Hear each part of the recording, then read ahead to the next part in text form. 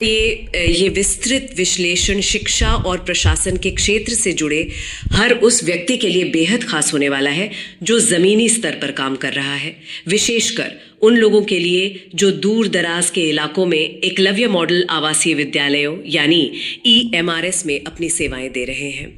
मैं बता दूं कि आज हमारे पास जो स्रोत सामग्री है ना, वो महज कोई साधारण सरकारी कागज नहीं है। बिल्कुल। हम nests national education society for tribal students द्वारा 28 फरवरी 2025 को जारी किए गए एक बेहद महत्वपूर्ण दिशा निर्देश पर चर्चा करने वाले हैं।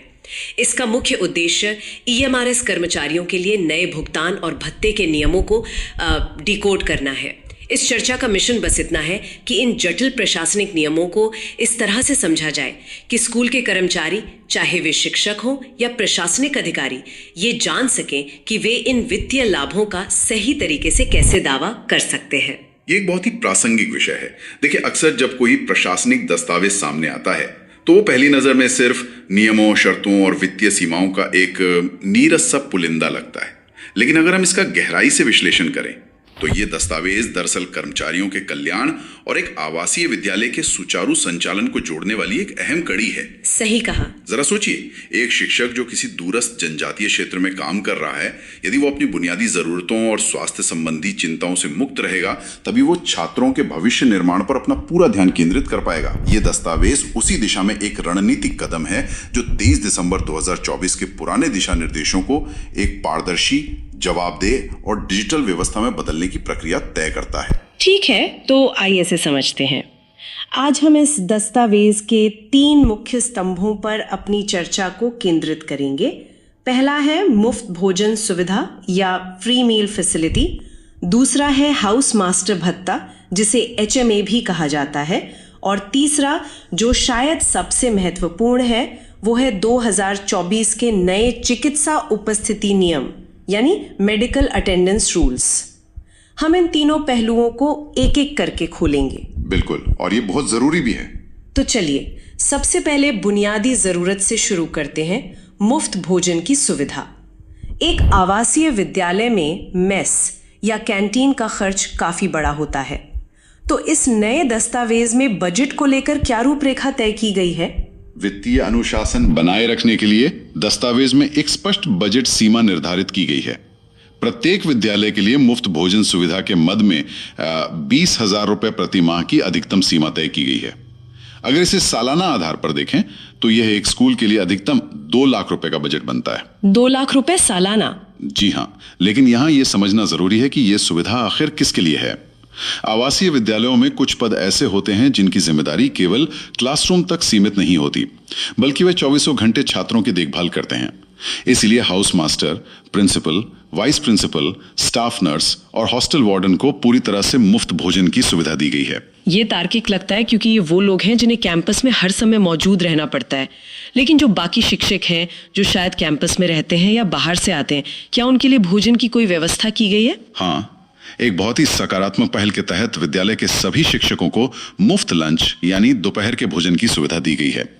इससे न केवल शिक्षकों को दोपहर के खाने की चिंता से मुक्ति मिलती है, बल्कि स्टाफ रूम का माहौल भी बेहतर होता है जब सभी शिक्षक एक साथ मेस में भोजन करते हैं। यहाँ जो बात सबसे आकर्षक है वो ये है कि इस नीति में उन व्यवहारिक समस्याओं का भी समाधान किया गया है जो अक्सर सरकारी व्यवस्थाओं में देखने को मिलती हैं। किस तरह की व्यवहारिक समस्याएं?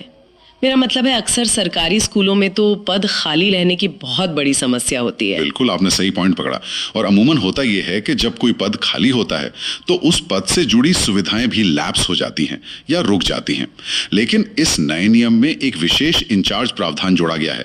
मान लीजिए किसी स्कूल में हॉस्टल वार्डन या प्रिंसिपल का पद रिक्त है और कोई अन्य शिक्षक अस्थायी रूप से ये प्रभार संभाल रहा है, तो नियम स्पष्ट कहता है कि वो प्रभार संभालने वाला व्यक्ति भी इस मुफ्त भोजन सुविधा का पूरी तरह से हकदार होगा। अरे वाह, ये तो बहुत अच्छी बात है। हाँ, ये व्यवस्था को ये संदेश देता है कि जो व्यक्ति अतिरिक्त जिम्मेदारी उठा रहा है उसे उसका वाजिब लाभ जरूर मिलेगा। ये तो जमीनी हकीकत को ध्यान में रखकर बनाया गया नियम लगता है। जो काम कर रहा है उसे लाभ मिलना ही चाहिए। लेकिन एक सवाल मेरे मन में आता है कि इस पूरी व्यवस्था को चलाने के लिए पैसा कहाँ से आएगा? अक्सर स्कूलों को मेस चलाने वालों का उधार चुकाने में महीनों लग जाते हैं क्योंकि फंड देरी से आता है। क्या इस दस्तावेज में फंड के प्रवाह को लेकर कोई स्पष्टता है? फंड के प्रवाह को बहुत ही सुव्यवस्थित किया गया है। इसका भुगतान राज्य ईएमआरएस सोसाइटियों के कुल फंड शेयर के 1.91% हिस्से से किया जाएगा। और जो देरी वाली बात आपने कही, उसे सुलझाने के लिए दस्तावेज में यह अनिवार्य किया गया है कि स्कूलों को इस काम के लिए राज्य सोसाइटियों द्वारा तिमाही आधार पर एडवांस में फंड दिया जाएगा। मतलब एडवांस पैसा मिलेगा? बिल्कुल। इसका सीधा मतलब यह है कि मेस, ठेकेदार या स्कूल प्रशासन को पैसों के लिए लंबा इंतजार नहीं करना पड़ेगा। इसके अलावा यदि किसी महीने में खर्च 20,000 रुपए की अधिकतम सीमा से कम होता है तो प्रिंसिपल के पास यह अधिकार है कि वे आनुपातिक या प्रोराटा आधार पर बिलों का भुगतान कर सकते हैं। यानी स्कूल के पास पहले से पैसा मौजूद रहेगा, जो कि प्रशासनिक दृष्टिकोण से एक बहुत बड़ी राहत है। चलिए अब भोजन से आगे बढ़ते हैं और दूसरे स्तंभ पर आते हैं, हाउस मास्टर भत्ता। एक आवासीय विद्यालय में हाउस मास्टर की भूमिका बहुत चुनौतीपूर्ण होती है। बच्चों के सोने से लेकर उनके उठने, पढ़ाई और अनुशासन तक की जिम्मेदारी उन पर होती है।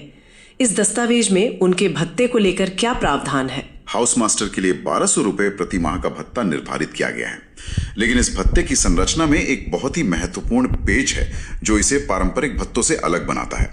यह भत्ता साल के पूरे 12 महीनों के लिए देय नहीं है। दस्तावेज स्पष्ट करता है कि हाउस मास्टर भत्ता केवल शैक्षणिक सत्र या एकेडमिक सेशन के 10 महीनों के लिए ही दिया जाएगा। एक मिनट, अगर कोई शिक्षक तकनीकी रूप से पूरे साल हाउस मास्टर के पद पर नियुक्त है तो फिर उसे 2 महीने का भत्ता क्यों नहीं मिलेगा? सतह पर देखने पर यह थोड़ा अजीब लगता है। अगर हम इसे व्यावहारिक दृष्टिकोण से देखें तो इसकी वजह बहुत स्पष्ट है।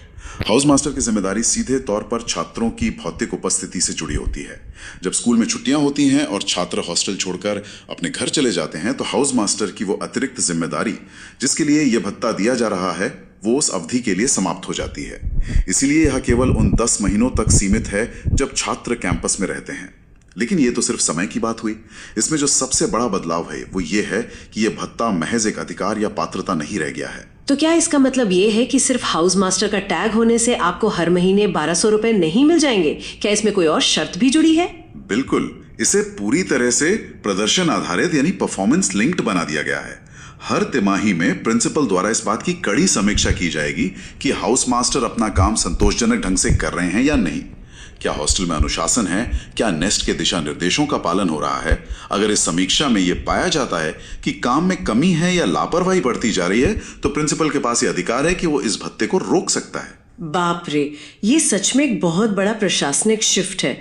ये जवाबदेही तय करने का एक सख्त तरीका है।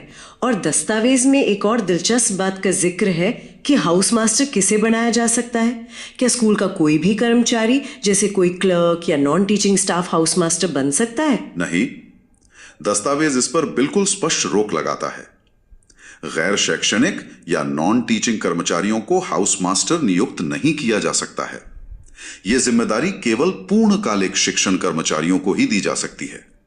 और इसमें भी एक प्राथमिकता तय की गई है, जहां तक संभव हो उन शिक्षकों को हाउस मास्टर बनाया जाएगा जो कैंपस के भीतर ही बने हुए स्टाफ क्वार्टर्स में रहते हैं।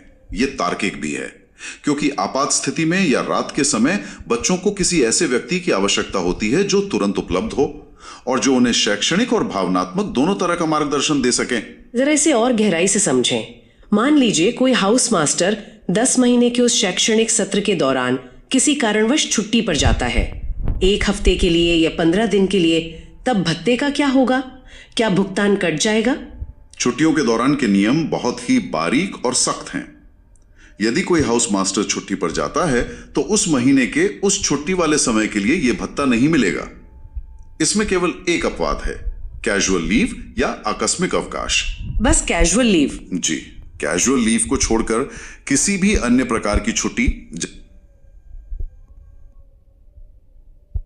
जैसे मेडिकल लीव या अर्न लीव पर जाने पर इस भत्ते का भुगतान नहीं किया जाएगा।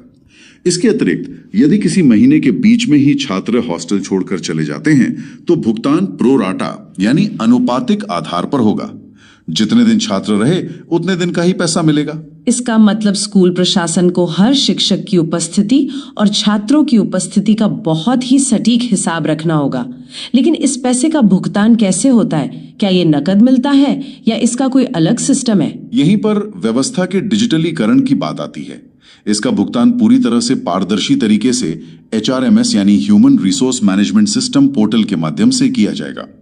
संबंधित राज्य ERMS को इस पोर्टल में देय राशि को अपडेट करना होगा और फिर ये सीधे कर्मचारी के नियमित मासिक वेतन के साथ जुड़कर उनके बैंक खाते में आ जाएगा। इसके लिए जो फंड इस्तेमाल होगा उसे GIA सैलरीज यानी ग्रांट इन एड के तहत वेतन के लिए सुरक्षित फंड से लिया जाएगा। इसका मतलब यह है कि इस भत्ते के लिए बजट पहले से ही सुरक्षित रहता है। यह तकनीकी एकीकरण निश्चित रूप से प्रक्रियाओं को तेज बनाएगा। तो हमने रोजमर्रा के भोजन और अतिरिक्त काम के लिए मिलने वाले भत्ते को समझ लिया।